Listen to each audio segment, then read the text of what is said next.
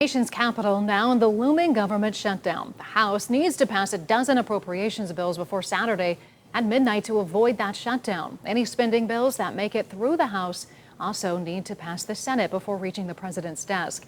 And the Senate may soon introduce its own short-term spending bill to keep the government open. A potential shutdown could impact about 4 million federal workers. Living paycheck to paycheck and can't afford to do anything. And then the government shut down. And like I say, the government will go back and they're going to get paid. We're not going to get anything. The largest union for federal law enforcement says that all their officers are deemed essential and will continue to serve even without pay. The Congressional Research Service ranks Ohio 8th when it comes to the number of federal civilian employees. With several of them living right here in Northeast Ohio. And News 5's John Akosik has a closer look at the impact of a shutdown. When it comes to what to expect in a federal shutdown, we find a blueprint from nearly 5 years ago. On what is now day 30 of this government shutdown, that impasse over the funding of the border wall that year saw the federal government shut down for a record 35 days. Its impact was felt here locally by federal employees like this man from NASA Glen, who didn't want to be identified. Several weeks into it, he feared being kicked out of his apartment. If it goes on for more than another week or two, then I'm going to be having to talk to my landlord and my creditors and say, hey, listen, this is where I'm at.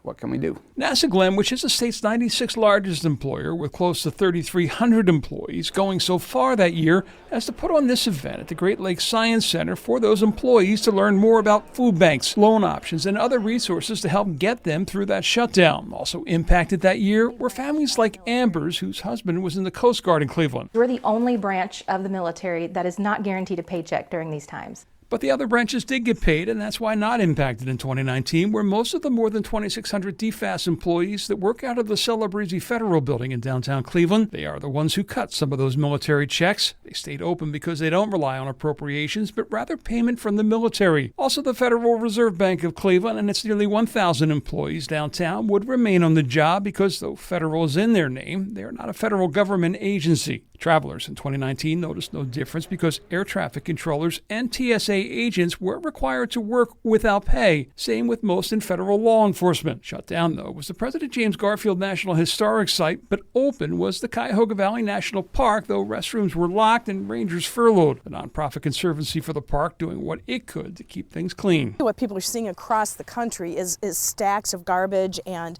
campgrounds being impacted. We are just not seeing those impacts. And they hope not to see them again, with the wish that if there is a shutdown, it's a short one.